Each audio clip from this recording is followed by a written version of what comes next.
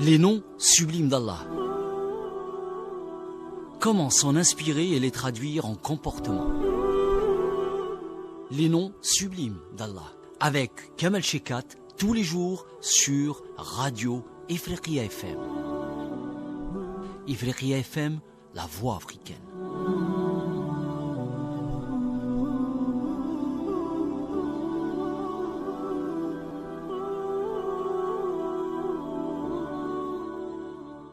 بسم الله الرحمن الرحيم الحمد لله رب العالمين وصلى الله على سيدنا محمد النبي الأمين وعلى آله وصحبه والتابعين وبعد أيها الملأ الكريم السلام عليكم ورحمة الله وبركاته.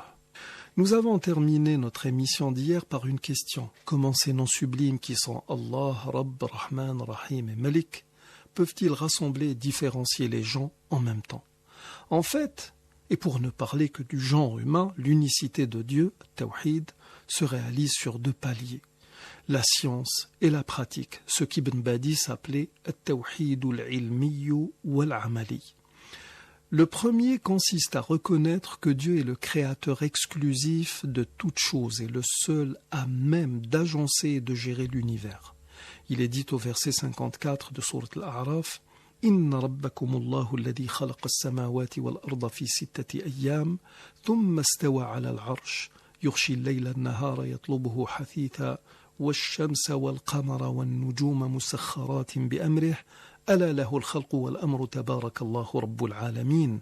Votre Seigneur, c'est Allah, qui a créé les cieux et la terre en 6 jours, puis s'est établi, istawa, sur le trône. Il couvre le jour de la nuit, qui poursuit celui-ci sans arrêt. Il a créé le soleil, la lune et les étoiles, soumis à son commandement. La création et le commandement n'appartiennent qu'à lui. Toute gloire à Allah, Seigneur de l'univers. Ce palier est commun aux 3 religions monothéistes, mais il a constitué aussi, pour ce qui est de la création, un point commun entre les musulmans de la première heure et les arabes polythéistes de l'ère pré-islamique.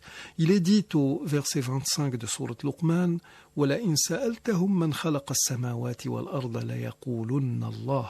En parlant de ces derniers, si tu leur demandes qui a créé les cieux et la terre, ils diront certes Allah.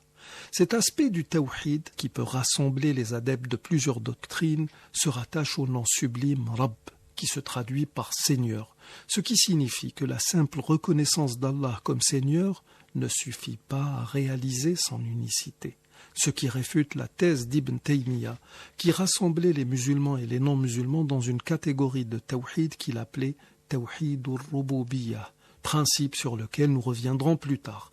Passons maintenant au nom sublime Allah.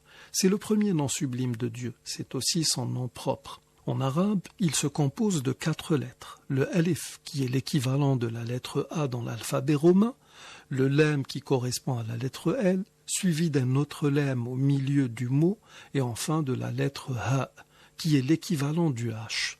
Beaucoup ont tendance à prendre les 2 premières lettres, alif et lam, pour l'article défini en arabe, qui est al, et qui est l'équivalent des articles le, la ou les dans la langue française, et qui s'emploient pour définir un sujet. Par exemple, quand on dit al-kitab, on parle d'un livre en particulier, mais quand on dit kitab, sans cet article, on parle du livre en général. Dans le mot Allah, qui prend l'apparence d'un mot défini avec les lettres alif et lam, par lesquelles il commence, la chose est totalement différente. Si vous enlevez le alif, ça devient lillah, et si vous enlevez les 2 premières lettres, alif et lam, ça devient lahu, ce qui dans les 2 cas changera totalement le sens du mot, contrairement à ce que nous avons vu avec le mot kitab. Ceci fait de ce nom sublime Allah un nom propre, et comme je l'ai précisé lors d'une séance précédente, il ne devrait pas être traduit par Dieu, mais si nous le faisons, c'est parce que beaucoup pensent que Dieu est la divinité des chrétiens et qu'Allah est celle des musulmans, ce qui n'est pas du tout le cas.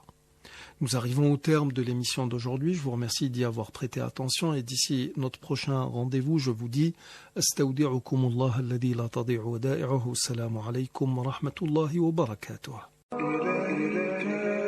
إليك إله الخلق أرفع رغبتي وإن كنت يا ذا